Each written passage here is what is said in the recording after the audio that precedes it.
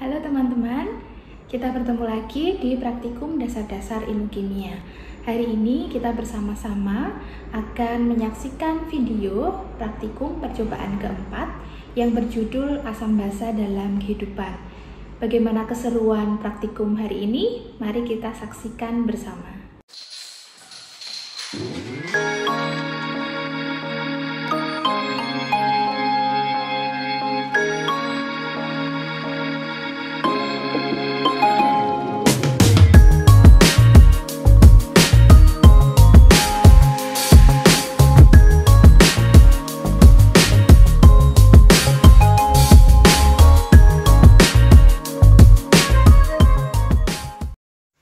Adapun teori pengantar yang mendasari praktikum asam dan basa dalam kehidupan. Teori asam basa. Teori asam basa menurut Arrhenius. Asam adalah spesies yang dapat melepas ion H+ dalam air, dan basa adalah spesies yang dapat melepas ion OH- dalam air. Teori asam basa menurut Bronsted-Lowry. Asam merupakan donor proton, dan basa merupakan aseptor proton. Teori asam basa menurut Lewis. Asam merupakan aseptor elektron dan basa merupakan donor elektron. pH merupakan pangkat eksponen hidrogen yang menyatakan tingkat keasaman suatu larutan. Rentang pH berkisar antara 0 sampai dengan 14. Indikator merupakan zat yang dapat berwarna dalam kondisi asam, basa, dan netral. Perubahan ini mencirikan adanya reaksi kimia. Indikator asam basa yang sering digunakan yaitu indikator tradisional, kertas lakmus, indikator universal, indikator larutan, dan pH meter. Indikator pH berguna untuk tujuan kualitatif, dan pH meter untuk mencari nilai pH secara kuantitatif. Larutan penyangga adalah larutan yang tidak mengalami perubahan harga pH pada penambahan sejumlah kecil asam dan basa. Larutan penyangga yang baik harus memiliki komponen yang bertindak sebagai asam dan komponen yang bertindak sebagai basa. Halo teman-teman, kembali lagi bersama kami di percobaan keempat asam basa kehidupan. Berikut alat dan bahan yang kita gunakan. Pertama, gelas kimia,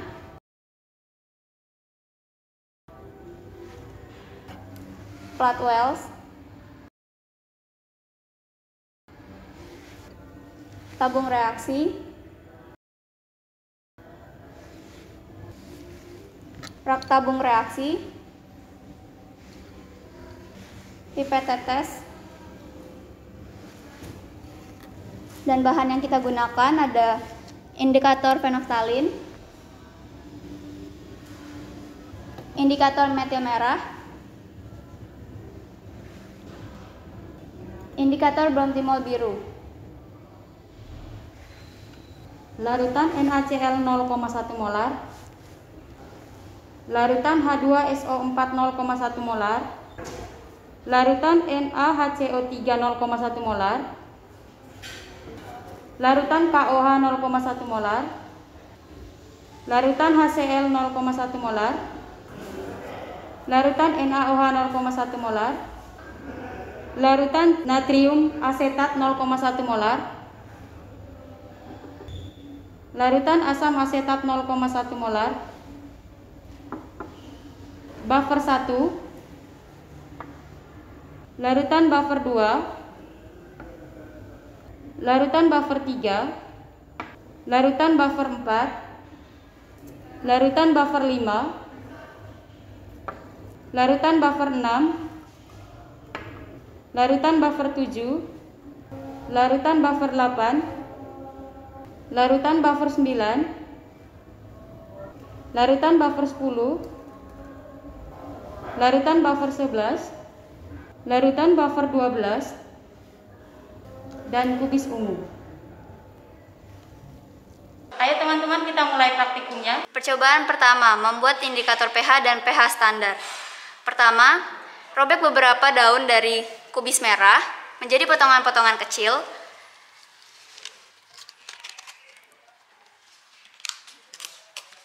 Dan masukkan potongan-potongan daun ke dalam gelas kimia yang berisi 500 ml air.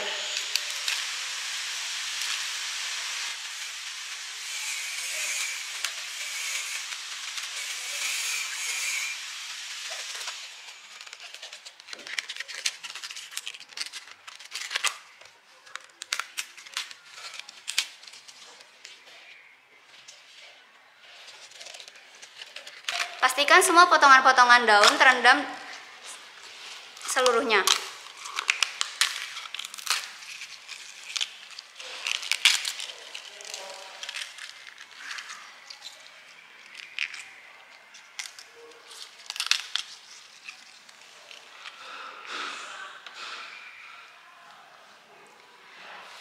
Kemudian rebus campuran dengan hati-hati pada plat pemanas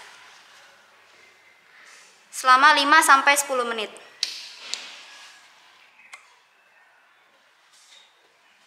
A few minutes later. Matikan api dan diamkan hingga dingin.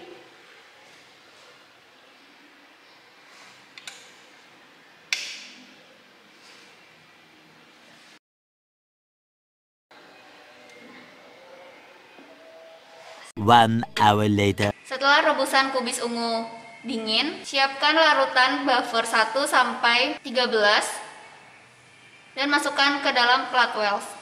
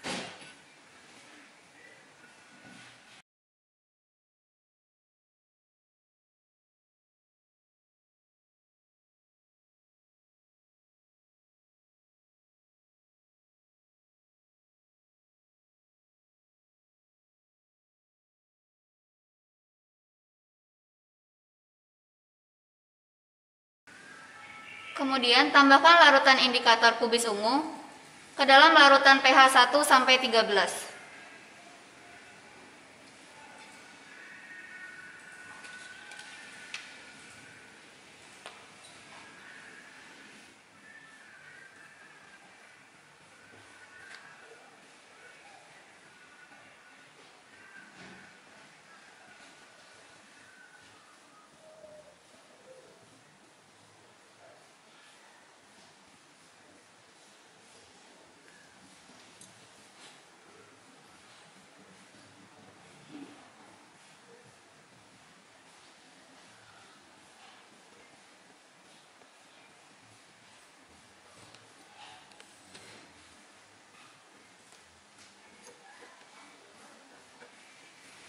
Amati perubahan warna yang terjadi.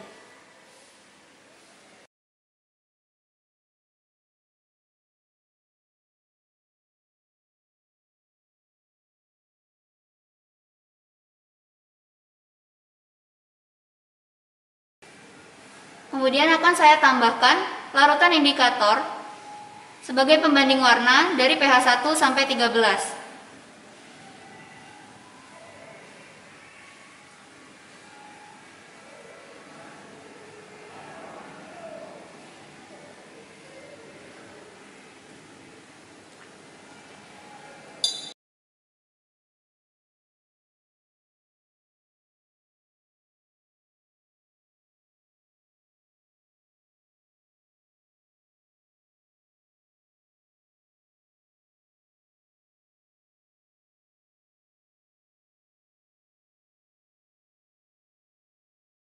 Berikut data pengamatan percobaan 1 membuat indikator pH.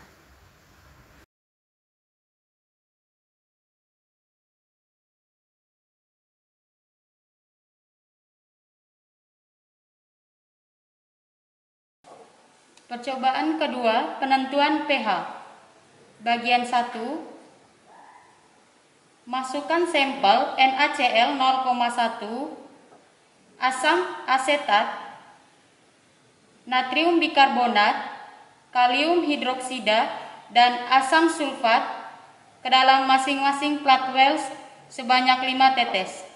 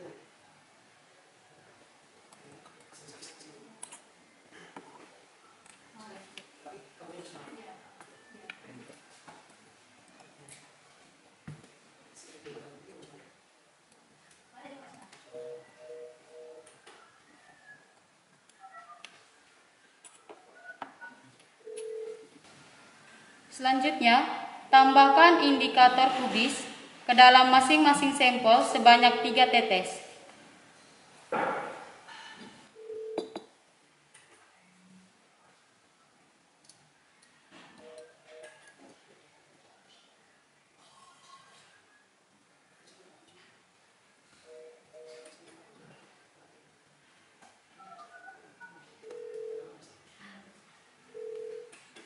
Amati perubahan yang terjadi.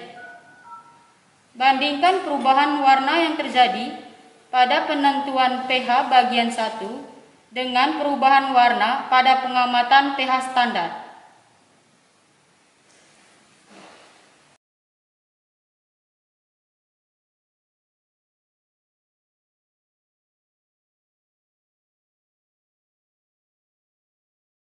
Berikut data pengamatan percobaan kedua, penentuan pH.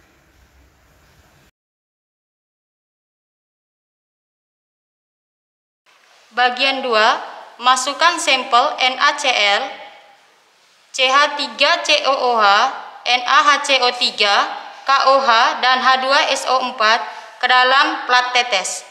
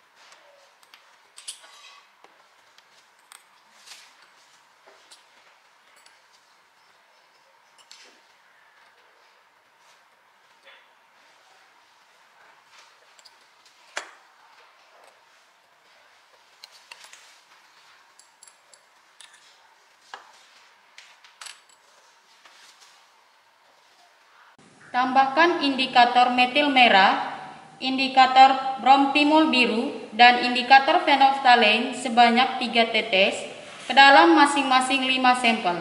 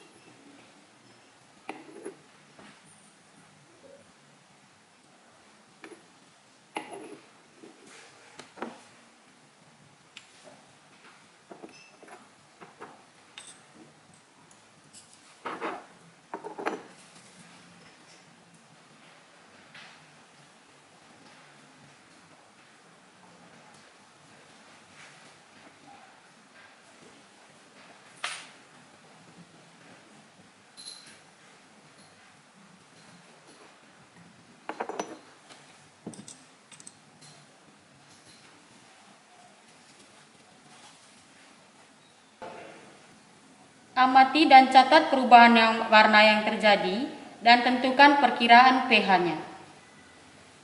Bandingkan harga pH yang diperoleh dengan harga pH pada bagian 1.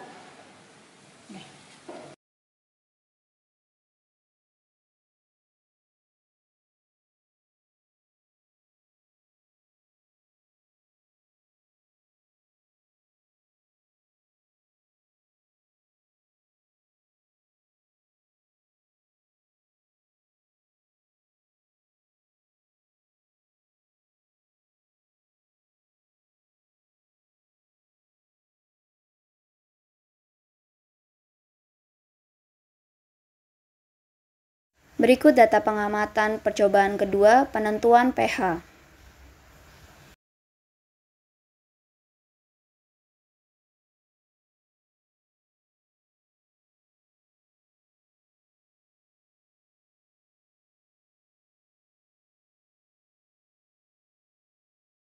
Percobaan ketiga, analisis kuantitatif.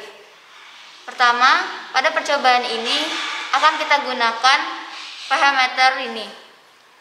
pH meter ini kita gunakan agar nilai pH lebih terlihat dengan jelas. Siapkan probe untuk melakukan pengukuran pH. Keluarkan dari botol penyimpanan dan kalibrasi probe pH dengan menggunakan larutan buffer 7.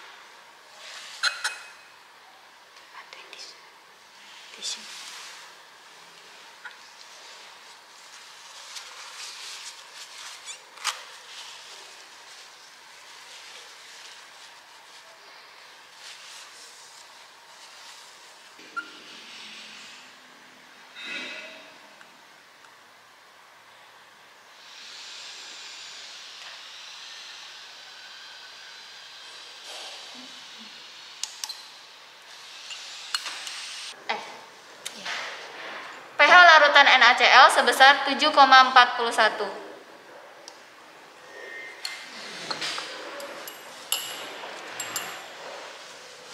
Kemudian sebelum memasukkan prop ke dalam larutan NaHCO3, prop pH dilap terlebih dahulu. Kemudian masukkan prop pH ke dalam larutan NaHCO3.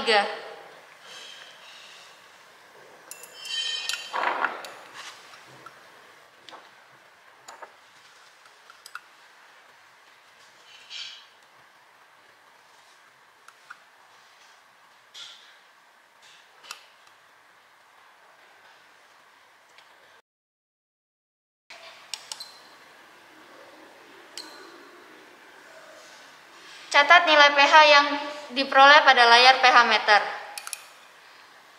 pH larutan NaHCO3 sebesar 8,68.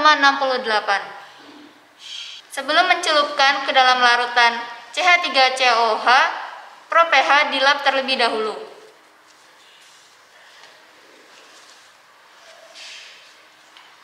Masukkan prop pH ke dalam larutan CH3COOH.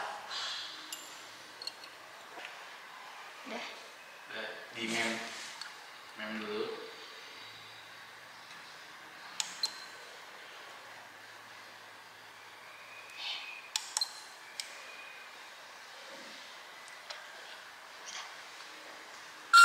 Catat nilai pH yang ditunjukkan pada layar pH meter. Nilai pH pada larutan CH3COOH sebesar 2,75.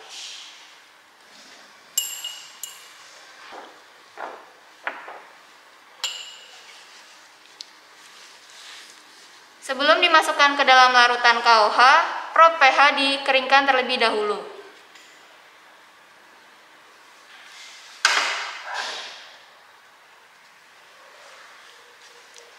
Masukkan prop pH ke dalam larutan KOH.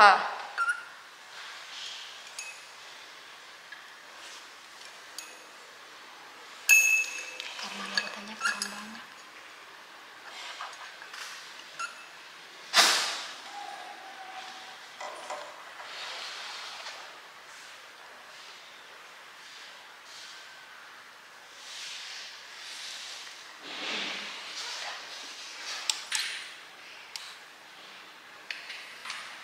Catat nilai pH larutan KOH yang tertera pada pH meter.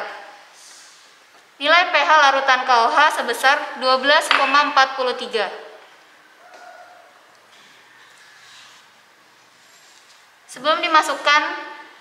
Sebelum prop pH dimasukkan ke dalam larutan asam sulfat, prop pH dikeringkan terlebih dahulu. Masukkan prop pH ke dalam larutan asam sulfat.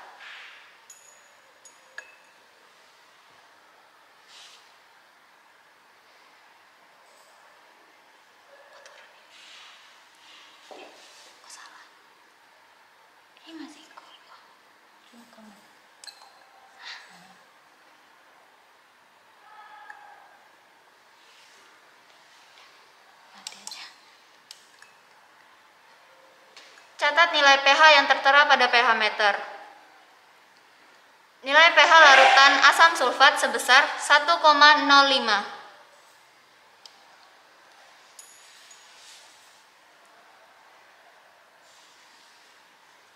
Setelah setiap pengukuran pH, prop harus dibilas dengan air suling.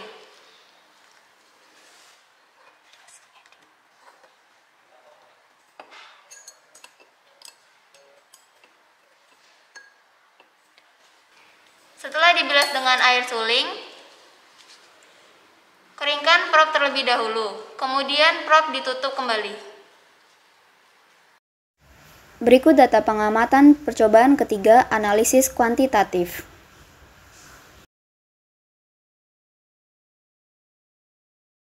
Percobaan keempat, pengaruh larutan penyangga pada pH. Pertama, ambil 4 tabung reaksi, labeli tabung reaksi A, B, C, dan D. Tambahkan 10 ml air pada tabung reaksi A dan C.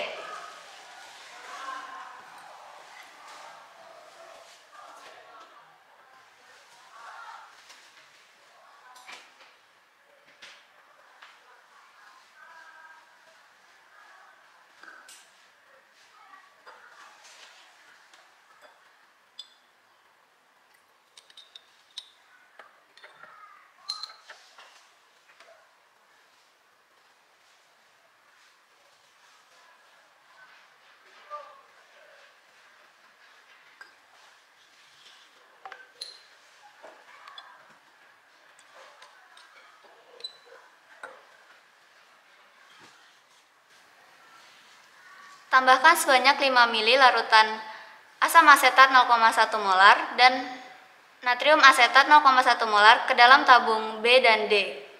Campurkan asam asetat dan natrium asetat yang merupakan larutan buffer.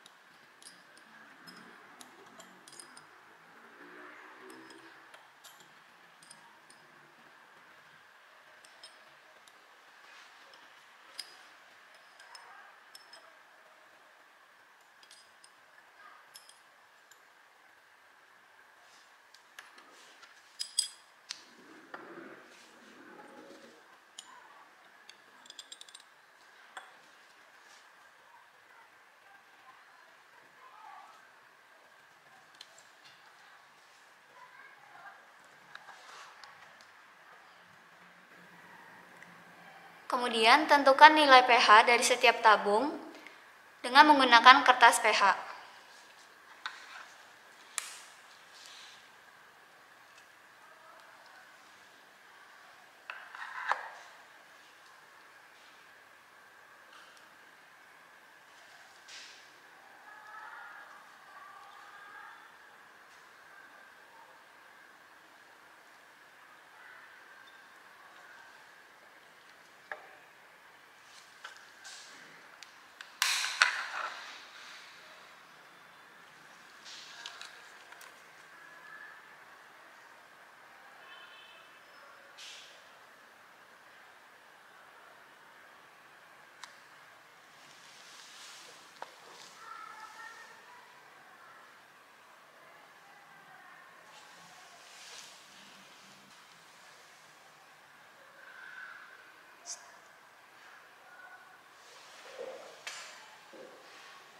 Nggak apa-apa.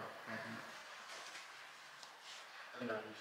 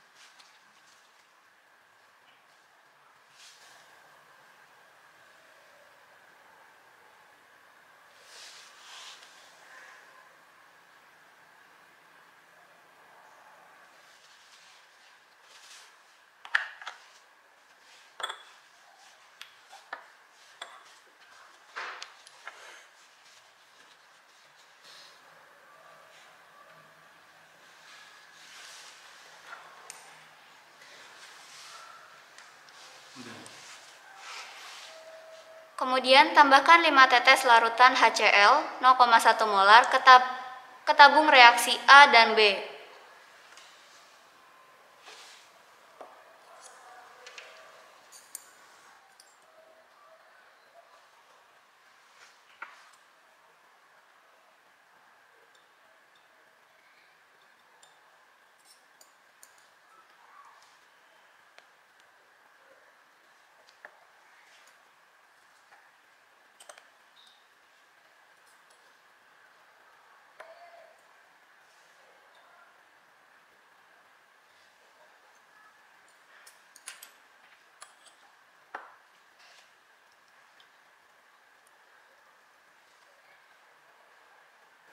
Kemudian catat pH menggunakan kertas pH.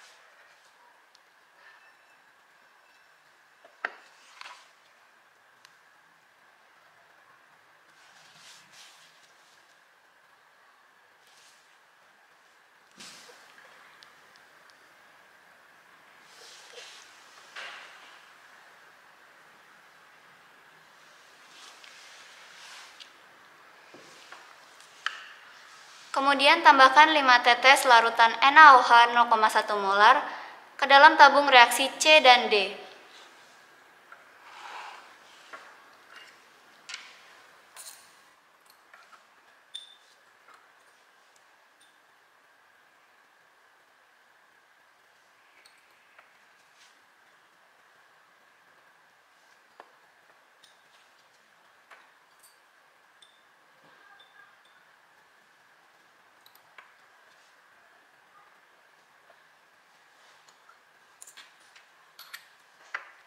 Kemudian catat pH pada tabung reaksi C dan D menggunakan kertas pH.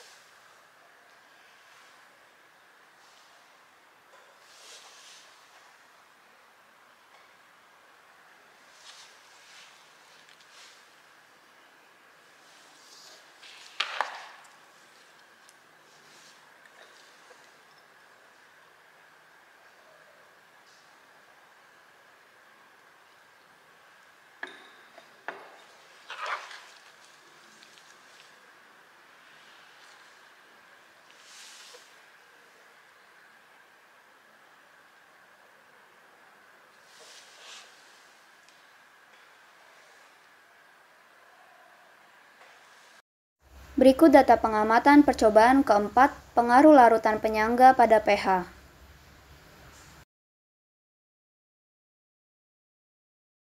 Oke, teman-teman, tadi kita bersama-sama sudah menyaksikan video percobaan yang keempat. Diharapkan dengan menyaksikan video tadi, teman-teman menjadi bisa membuat indikator pH menggunakan bahan-bahan alami, kemudian bisa juga menentukan pH larutan, serta mengetahui bagaimana pengaruh pH pada larutan penyangga. Dan teman-teman jangan lupa mengisikan data pengamatan yang sudah tersedia di video tadi ke dalam tabel. Dan jangan lupa pula untuk mengerjakan pertanyaan pasca praktek dengan baik. Oke teman-teman, ini adalah praktikum kita yang terakhir. Semoga teman-teman semua dapat memperoleh hasil yang baik di praktikum ini. Dan tidak perlu mengulang praktikum ini tahun depan. Terima kasih teman-teman. Kita bertemu lagi di lain kesempatan. Tetap jaga kesehatan. Sampai jumpa. Halo teman-teman. Terima kasih telah mengikuti praktikum dasar-dasar ilmu kimia bersama kami. Harapannya semoga dengan praktikum ini teman-teman bisa mendapatkan ilmu yang baru dan bisa memaksimalkan praktikum-praktikum lainnya di semester selanjutnya. Jangan lupa kerjakan laporan ini yang terakhir, maksimalkan, dan sampai berjumpa di praktikum-praktikum berikutnya dan di semester depan nanti. Dan khusus spesial pada video praktikum terakhir ini akan kita perkenalkan yang telah mendokumentasikan, memvideokan, dan mengedit video-video praktikum kali ini. Sini. Emang juga. Nah, ini teman-teman, namanya Kak Arya. Silakan perkenalkan diri. Ya, saya Alia TKM 17. Ada salam. Ya, semangat. Terima kasih teman-teman, sampai jumpa.